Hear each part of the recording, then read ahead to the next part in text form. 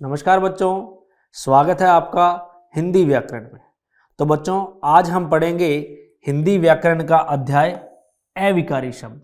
तो बच्चों, इसमें हम जानेंगे अविकारी शब्द क्या होते हैं, उनके भेद क्या होते हैं। तो बच्चों, सबसे पहले मैं आपको बता दूं कि जो अविकारी शब्द होते हैं इन्हें हम एक अन्य नाम यानी कि अव्यय के नाम से भी जानते हैं। चलिए देखते हैं। तो बच्चों, ऐसे शब्द जिनका लिंग वचन कारक या संज्ञा, इनका लिंग वचन कारक यानी कि आप देखोगे ऐसे शब्द जिन पर लिंग वचन कारक और काल के कारण कोई परिवर्तन नहीं होता अव्यय कहलाते हैं या फिर अविकारी शब्द कहलाते हैं। ऐसे शब्द जिन पर लिंग वचन कारक या काल का कोई भी प्रभाव नहीं पड़ता यानी कि उनसे उनमें कोई परिवर्तन नहीं होता, ऐसे शब्द क्या कहलाते हैं बच्चों? अविकारी शब्द या अव्यय कहलाते हैं। तो देखते हैं कैसे।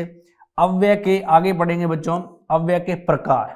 तो अव्यय के प्रकार में हम बच्चों पढ़ेंगे क्रिया विशेषण। क्या? क्रिया विशेषण, संबद्ध बोधक, समुच्चय बोधक और विस्मयादि बोधक। ठीक है बच्चों। तो क्रिया विशेषण का मतलब ऐसे शब्द जो क्रिया की विशेषता को प्रकट करते हैं, क्रिया विशेषण कहलाते हैं। आगे देखेंगे बच्चों इसके बारे में विस्तार रूप से। संबद्ध बोधक, संबद्ध बोधक बच्चों वो होते हैं जो संज्ञा या सर्वनाम का, जो संज्ञा या सर्वनामों का संबंध किसी दूसरे शब्दों से करते हैं, यानी कि संबंध स्थापित करते हैं। संज्ञा या सर्वनाम शब्दों का जो संबंध है किसी दूसरे शब्दों के साथ स्थापित करते हैं, वो होते हैं बच्चों संबद्ध बोधक। आगे है हमारे पास समुच्चय बोधक। तो बच्चों ऐसे शब्द या ऐसे अव्यय या ऐसे अव्ययकारी शब्द जो दो शब्दों को क्या करते हैं? जोड़ने का काम करते हैं। समुच्चय का मतलब जोड़ने का काम करते हैं, जैसे और, लेकिन, परंतु, किंतु। तो वो शब्द क्या होंगे बच्चों? कौन से? समुच्चय बोधक अव्यय होंगे। आगे बच्चों हमारे पास विस्मयादि बोधक। तो बच्चों विस्मयादि बोधक ऐसे अविकारी शब्द या ऐसे अव्यय होते हैं जो हमें हर्ष, दुख, पीड़ा, खुशी, उल्लास इसका बोध करवाते हैं। तो वो सब क्या होंगे? विस्मयादि बोधक। आगे देखेंगे बच्चों इन सब के बारे में विस्तार रूप से। तो सबसे पहले हम बात करेंगे क्रिया विशेषण की। चलिए देखते हैं। तो बच्चों क्रिया विशेषण की अगर परिभाषा की बात करें तो जैसे मैंने कि आपको बताया था कि वे अव्यय या वे शब्द जो क्रिया की विशेषता को प्रकट करते हैं वो क्या कहलाते हैं? क्रिया विशेषण। अब बच्चों क्रिया की विशेषता कैसे बताई जा सकती है? तो ध्यान से देखिए, हमने जो हिंदी व्याकरण के क्रिया अध्याय में पढ़ा था कि ऐसे शब्द जो हमें किसी काम के करने या होने का बोध कराते हैं क्रिया शब्द कहलाते हैं। अब बच्चों क्रिया की विशेषता कैसे बताई जा सकती है? तो बच्चों मान लीजिए दौड़ना एक क्रिया है, तो अगर मैं उसकी विशेषता बताऊं कि तेज दौड़ना या धीरे दौड़ना, ये क्या होगी उसकी विशेषता? तो ये तेज हुआ या धीरे हुआ, ये क्या हो गया? क्रिया विशेषण हो गया। ठीक है बच्चों। जैसे बोलना क्या है? क्रिया है। तो अगर ऊंचा बोलना या कम बोलना या धीरे बोलना या तेज बोलना, ये सब क्या होंगी? इन क्रियाओं की क्या होगी? विशेषता होगी। खाना, खाना क्या होती है बच्चों? क्रिया। खाना में अगर मैं बात करूं कि मीठा खाना या फिर कड़वा खाना, तो वो सारी क्या होगी? क्रियाओं की विशेषता। तो ऐसे शब्द जो क्रिया की विशेषता बताते हैं क्रिया विशेषण कहलाते हैं। तो बच्चों आगे हम अब क्या करेंगे? इनके भेद पढ़ेंगे। तो वे शब्द जो क्रिया की विशेषता प्रकट करें उन्हें क्रिया विशेषण कहते हैं। तो बच्चों उनमें सबसे पहले हम देखेंगे इसके 4 भेद होते हैं और उसमें सबसे पहले नंबर पर आता है कालवाचक। क्या आता है? कालवाचक। तो ऐसे शब्द या ऐसे अव्यय जो क्रिया के समय में यानी कि जिससे क्रिया के करने या होने का समय का बोध हो, वो क्या होते हैं बच्चों? कालवाचक क्रिया विशेषण। जैसे मान लीजिए आपको मैं कह दूं कि परसों मंगलवार है। क्या है? परसों मंगलवार है। तो बच्चों यहां पर जो परसों है, क्या है? जो परसों है ये हमें क्या कर रहा है? क्रिया के समय का बोध करवा रहा है। क्या कर रहा है? क्रिया के समय का बोध करवा रहा है। तो यहां पर जो परसों होगा बच्चों ये क्या होगा? कालवाचक क्रिया विशेषण। ऐसे शब्द या ऐसे अव्यय जो क्रिया के काल का बोध करवाते हैं उन्हें हम कालवाचक क्रिया विशेषण कहते हैं। तो बच्चों उनमें आपका अगला है हमारे पास उदाहरण कि आपको अभी जाना चाहिए। तो यहां पर बच्चों जो अभी होगा, क्या होगा? अभी होगा। ये हमें क्रिया का यानी कि क्रिया है यहाँ पर जाना, और जाना की विशेषता बता रहे हैं, और विशेषता किससे संबंधित है? काल से संबंधित। तो यहाँ पर यानी कि क्रिया का समय बताया जा रहा है कि तुम्हें अभी यानी कि आपको अभी जाना चाहिए। तो अभी क्या होगा बच्चों? यहाँ पर कालवाचक क्रिया विशेषण। और बच्चों इनसे काफी संबंधित जो शब्द हैं, क्या है, कालवाचक क्रिया विशेषण से संबंधित जो शब्द हैं वो है आजकल, कभी, प्रतिदिन, रोज, सुबह, अक्सर, रात को, 4 बजे, हर साल। ये सारे ही ऐसे शब्द हैं जो क्रिया की विशेषता को प्रकट करते हैं और हमें समय का बोध करवाते हैं। इसलिए बच्चे हम इन्हें कहते हैं कालवाचक क्रिया विशेषण। ऐसे शब्द या ऐसे अव्यय जो क्रिया की विशेषता का बोध करवाते हैं क्रिया विशेषण होते हैं, और ऐसे शब्द या ऐसे अव्यय जो क्रिया के समय का बोध करवाते हैं तो बच्चों वो कालवाचक क्रिया विशेषण कहलाते हैं। आगे बढ़ते हैं अगले भेद की तरफ। तो बच्चों अगला क्रिया विशेषण का भेद है हमारे पास स्थानवाचक। तो बच्चों यहाँ पर नाम से ही पता लग रहा है कि ऐसे अव्यय या ऐसे अविकारी शब्द या ऐसे शब्द जो क्रिया के स्थान का बोध कराएं, क्या करें, क्रिया की स्थान की विशेषता को बताएं, तो बच्चों वो होंगे स्थानवाचक क्रिया विशेषण। जैसे आप देखोगे कि जिससे क्रिया के होने या करने के स्थान का बोध हो वह स्थानवाचक क्रिया विशेषण कहलाता है। जैसे कुछ शब्द है बच्चों, यहाँ मैंने आपको कहा कि आप यहाँ बैठ जाओ, आप यहाँ बैठ जाओ। तो बच्चों यहाँ पर बैठना क्या है, क्रिया है, और क्रिया की विशेषता बताई जा रही है कि आपको यहाँ बैठना है। तो यहाँ पर क्रिया क्या क्या बता रहा है, स्थान बता रहा है। तो यहाँ पर जो यहाँ शब्द होगा अविकारी शब्द वो होगा स्थानवाचक क्रिया विशेषण। उसी प्रकार आप इधर उधर मत भागो, मत भागो। तो बच्चों यहाँ पर जो इधर उधर है हमें बताया जा रहा है भागना क्या है, क्रिया है, और क्रिया के बारे में बताया जा रहा है कि आप इधर उधर, यानी कि क्रिया के स्थान को प्रदर्शित किया जा रहा है।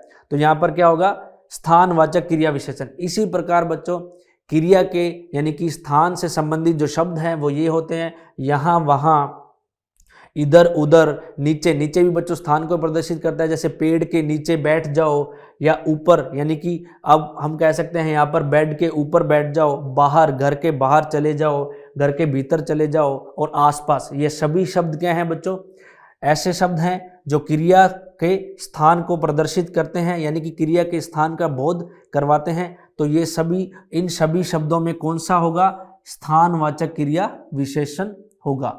आगे बढ़ते हैं बच्चों। आगे हमारे पास क्रिया विशेषण का तीसरा भाग जिसका नाम है परिमाणवाचक क्रिया विशेषण। तो बच्चों नाम से ही पता लग रहा है, परिमाण का मतलब होता है मापतोल। तो ऐसे शब्द या ऐसे अव्यय या ऐसे अविकारी शब्द जो हमें क्रिया की मात्रा यानी कि नापतोल के बारे का बोध करवाते हैं क्या कहलाते हैं बच्चों, परिमाणवाचक क्रिया विशेषण। जिन शब्दों से क्रिया के परिमाण या मात्रा से संबंधित विशेषता का पता चलता है परिमाणवाचक क्रिया विशेषण कहलाते हैं। उदाहरण के द्वारा वह दूध बहुत पीता है। तो बच्चों यहाँ पर पीना क्या है, एक क्रिया है, और क्रिया की यहाँ पर मात्रा बताई जा रही है कि बहुत। तो बहुत, कम, ज्यादा, कुछ, थोड़ा, ये सभी क्या होंगे हमारे पास परिमाणवाचक क्रिया विशेषण होंगे। आगे देखते हैं कि वह थोड़ा ही चल पाया। तो चलना क्या है, क्रिया, और थोड़ा क्या हो जाएगा बच्चों, उसको परिमाणवाचक क्रिया विशेषण। यहाँ पर क्रिया की विशेषता बताई जा रही है कि यहाँ पर वह थोड़ा ही चल सकी।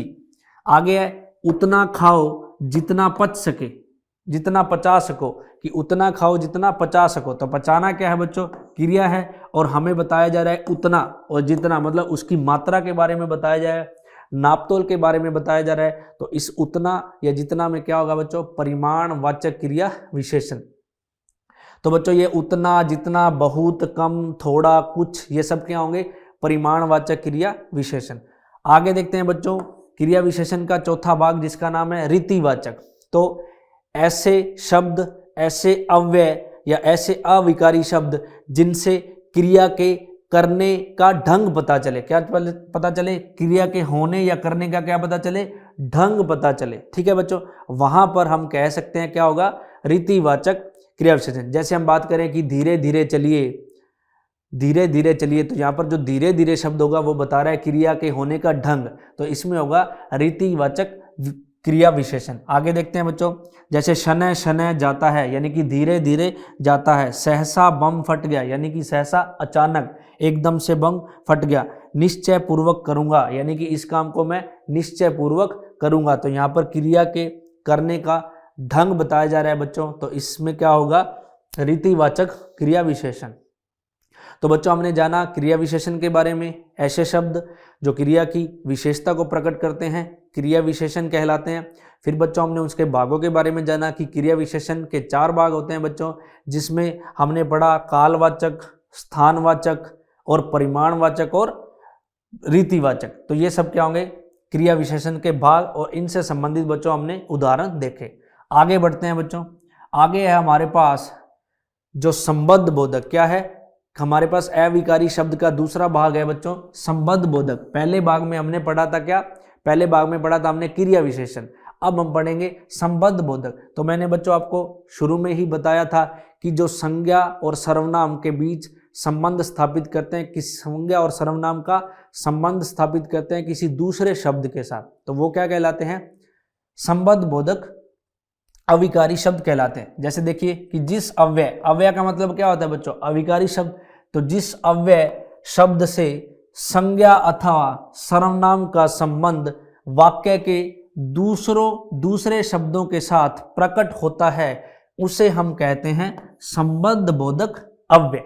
ठीक है बच्चों, यानी कि संबंध बोधक में क्या होगा, संबंध स्थापित किया जाएगा संज्ञा और सर्वनाम का किसी दूसरे शब्द से या वाक्य से। जैसे देखिए उसके सामने मत ठहरो, उसके सामने मत ठहरो। तो बच्चों यहाँ पर जो उसके सामने है ये क्या होगा, हमें बता रहा है, संबंध बता रहा है कि उसके सामने मत ठहरो, यानी कि किसी दूसरे शब्द के साथ क्या बता रहा है, संबंध बैठा रहा है। वैसे ही देखो बच्चों, पेड़ के नीचे बैठो, यहाँ पर हमें जो के पेड़ के नीचे, तो के नीचे क्या होगा, यहाँ पर संबंध होगा जो हमें बता रहा है कि पेड़ के नीचे, यानी कि संबंध को स्थापित कर रहा है कि पेड़ के नीचे बैठना चाहिए। तो पेड़ और बैठने के बीच में जो संबंध है बच्चों, वो किससे पता लग रहा है हमें, के नीचे से। तो बच्चों ये जो इससे संबंधित शब्द हैं, जैसे से पहले, के भीतर, की ओर, की तरफ, के बिना, के अलावा, के बगैर, के बदले, की जगह, के साथ, के संग, ये सब क्या होंगे, ये सब होंगे बच्चों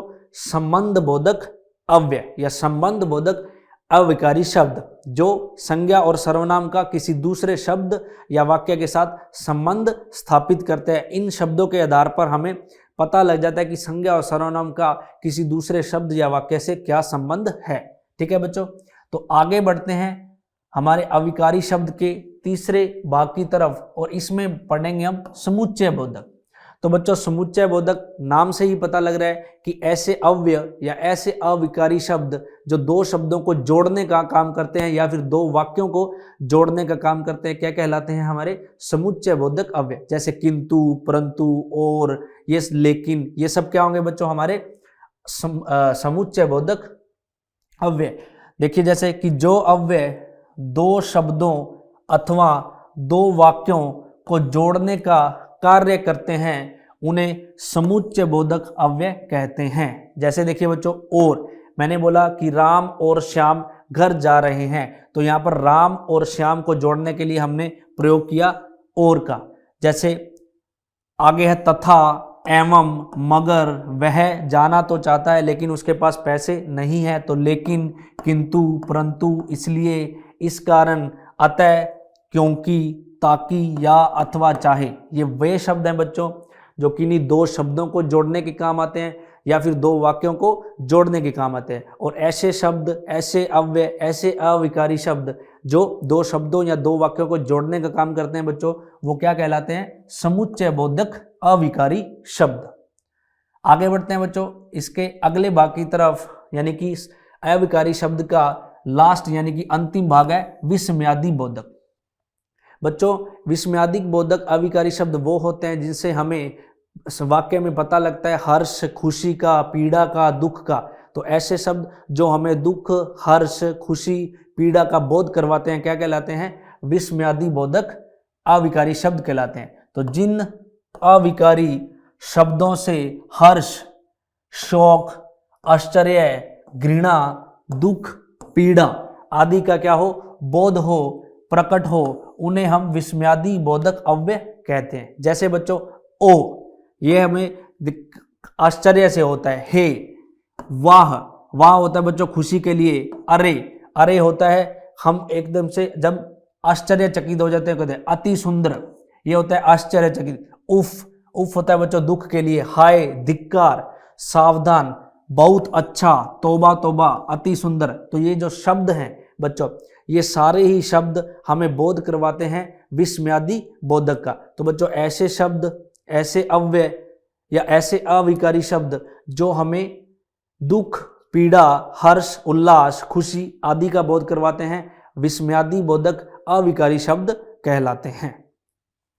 तो बच्चों इसी के साथ जो हिंदी व्याकरण का अध्याय है अविकारी शब्द, वो यहीं समाप्त होता है। बच्चों इसमें हमने जाना कि अविकारी शब्द क्या होते हैं और उसके भेद क्या होते हैं, और बच्चों हमने उनको उदाहरण के द्वारा समझा। तो बच्चों आगे मिलते हैं हिंदी व्याकरण के अगले अध्याय में, तब तक के लिए धन्यवाद।